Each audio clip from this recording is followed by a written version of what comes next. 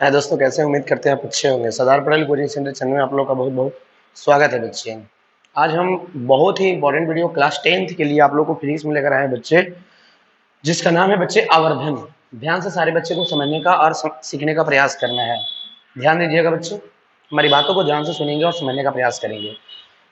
आवर्धन को इंग्लिश में कहते हैं बच्चे मैग्निफिकेशन। आखिर है क्या ये आवर्धन? है क्या जनरली से? क्या क्या है मैग्निफिकेशन? ध्यान दीजिएगा। देखिए, मैग्निफिकेशन का मतलब होता है बच्चे कि कितना वस्तु को बड़ा करके मतलब प्रतिबिंब बना रहा है, मतलब कितना वस्तु का बड़ा प्रतिबिंब बन रहा है, उसी को मतलब हम लोग जनरली आवर्धन कहते हैं अर्थात मैग्निफिकेशन। अर्थात मैग्निफिकेशन दर्पण में भी हो सकता है और लेंस में भी हो सकता है, लेकिन हम बात कर रहे हैं बच्चे दर्पण में। दर्पण जो होता है वस्तु को कितना मैग्नीफाई कर दे रहा है, कितना आवर्धित कर दे रहा है, कितना बड़ा कर दे रहा है, कितना छोटा कर दे रहा है, वही चीज को हम लोग बच्चे कहते हैं मैग्निफिकेशन। आवर्धन जो होता है, दर्पण का आवर्धन का मतलब होता है कि दर्पण से कितना मतलब कोई भी दर्पण जैसे अवतल और उत्तल हो तो किसी भी वस्तु को कितना मैग्नीफाई कर दे रहा है, कितना बड़ा कर दे रहा है या कितना छोटा कर दे रहा है। वही जो बड़ा छोटा जो करने की जो क्रिया है, वही बच्चे आप लोग का मैग्निफिकेशन अर्थात आवर्धन है।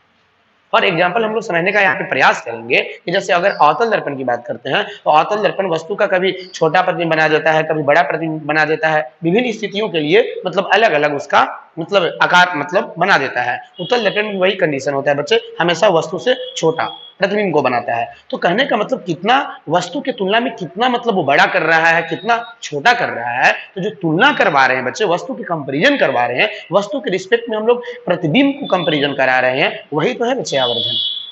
अब हम लोग थोड़ा सा इसका परिभाषा की बात कर लेते हैं तो एकदम बिल्कुल समझना आसान हो जाएगा। आप लोग थोड़ा सा ध्यान से समझने का प्रयास कीजिएगा। देखिए, आवर्धन का मतलब होता है बच्चे कि किसी दर्पण में बनने वाला प्रतिबिंब की ऊंचाई। तो प्रतिबिंब की ऊंचाई को अगर हम लिख देते हैं एच आई और वस्तु की ऊंचाई अर्थात एच ओ के जब हम रेशियो कर देते हैं तो हम लोग को आवर्धन एम मिल जाता है और आवर्धन को एम से सूचित करते हैं और एम बराबर बच्चे हो जाता है एच आई बटे एच ओ। एक बार डिफिनेशन हम बोल देते हैं, बढ़िया से सुन लीजिएगा।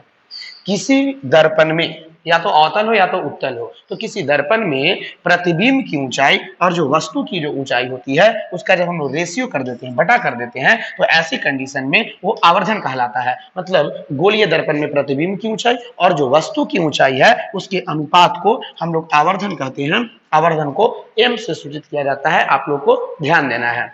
अब यहाँ पे एक बात सबसे इंपॉर्टेंट है जो एग्जाम में क्वेश्चन आते रहता है। आवर्धन का आप लोग का पूछ देगा मात्रक और विमान। तो अगर हम बात करते हैं आवर्धन का मात्रक, देखिए ऊपर तो प्रतिबिंब की ऊंचाई है और नीचे वस्तु की ऊंचाई। एच आई का मतलब हो गया height of image, H O का मतलब हो गया हाइट ऑफ ऑब्जेक्ट। कहीं कहीं आपको बच्चे ऐसे भी मिलेंगे एच टू बटे एच वन, बात एक ही है।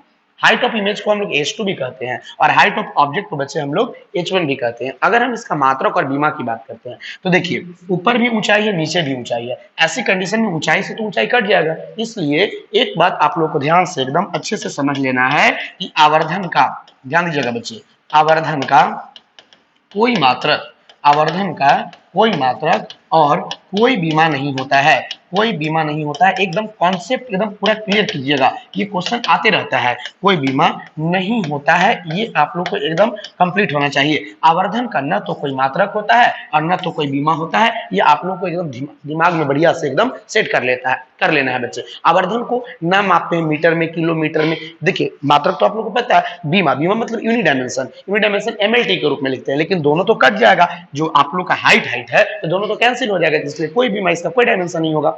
तो आज के बाद नहीं बुलाना है, आवर्धन का कोई मात्रक और कोई बीमा नहीं होता है। हम उम्मीद करते हैं कि आप लोग को आवर्धन ये पता चला होगा। लेकिन अब हम एक बात करते हैं बच्चे, दूसरे शब्द में एक आवर्धन का परिभाषा। देखिए दूसरे शब्दों में आवर्धन एम जो होता है बच्चे, वो generally minus V by U के इक्वल होता है। तो कहेंगे किसी गोलीय दर्पण में जो प्रतिबिंब दूरी और जो वस्तु दूरी, देखिए भी को हम लोग कहते हैं बच्चे प्रतिबिंब दूरी और यू को कहते हैं बच्चे वस्तु दूरी। तो प्रतिबिंब दूरी और जो वस्तु दूरी का जब हम रेशियो करते हैं तो उसी रेशियो को बच्चे हम लोग आवर्धन कहते हैं। तो आवर्धन का दो डिफिनेशन हो गया, एक हो गया बच्चे प्रतिबिंब की ऊंचाई और एक हो गया वस्तु की ऊंचाई के अनुपात को आवर्धन कहते हैं, और एक हो गया प्रतिबिंब दूरी और वस्तु दूरी के अनुपात को हम लोग आवर्धन।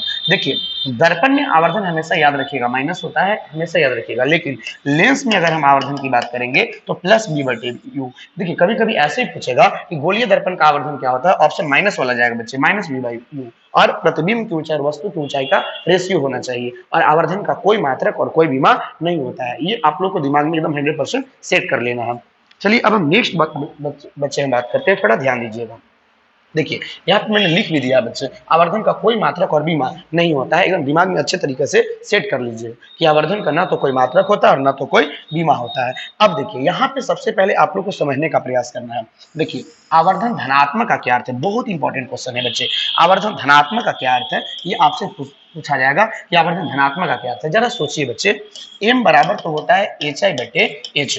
आप लोग को जैसा कि पता होना चाहिए बच्चे, एचओ जो होता है वस्तु की ऊंचाई होता है। वस्तु की ऊंचाई हमेशा पॉजिटिव होता है, किसी भी स्थिति के लिए वस्तु की ऊंचाई हमेशा पॉजिटिव होता है। अब सोचिए एम के मान धनात्मक कब आएगा, सोचिए तो एच आई का मान अगर प्लस में रहता है तभी ना प्लस प्लस जाकर के प्लस, और प्लस कब आएगा जब प्रतिबिंब सीधा होगा।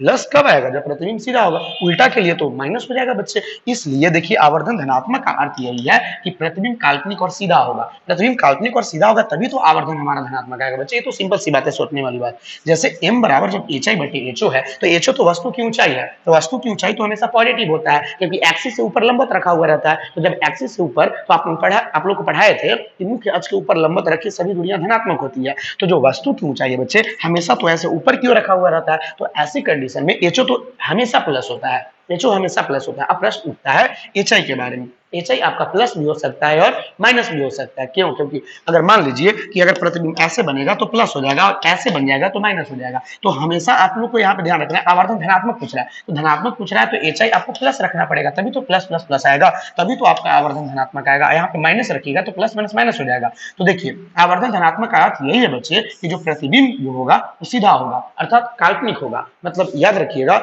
आवर्धन धनात्मक का अर्थ होता है बच्चे कि प्रतिबिंब काल्पनिक और क्या होगा, सीधा होगा। माइंड में एकदम अच्छे से सेट कर लीजिएगा। नेक्स्ट पॉइंट ध्यान दीजिएगा, नेक्स्ट पॉइंट आप लोग को बच्चे ध्यान देना है। देखिए बहुत इंपॉर्टेंट क्वेश्चन है। देखिए कहता है कि आवर्धन ऋणात्मक का क्या अर्थ है। ऋणात्मक का मतलब बच्चे होता है माइनस। आवर्धन ऋणात्मक का क्या अर्थ होता है अर्थात माइनस का क्या अर्थ होता है, अभी देखिए क्लियर करते हैं। जैसे m बराबर आपका बच्चे एच आई बटे एच ओ होता है, तो आपको पता है कि एच ओ हमेशा प्लस होता है। ऋणात्मक कब आएगा m के मान, जब एच आई का मान माइनस आएगा। तो जब माइनस आएगा तो प्लस माइनस माइनस, तो माइनस कब आएगा जब प्रतिबिंब उल्टा होगा। तो देखिए आवर्धन ऋणात्मक का अर्थ होता है कि प्रतिबिंब जो होता है वास्तविक और उल्टा होता है। ये बात आप लोग को पता चलना चाहिए बच्चे।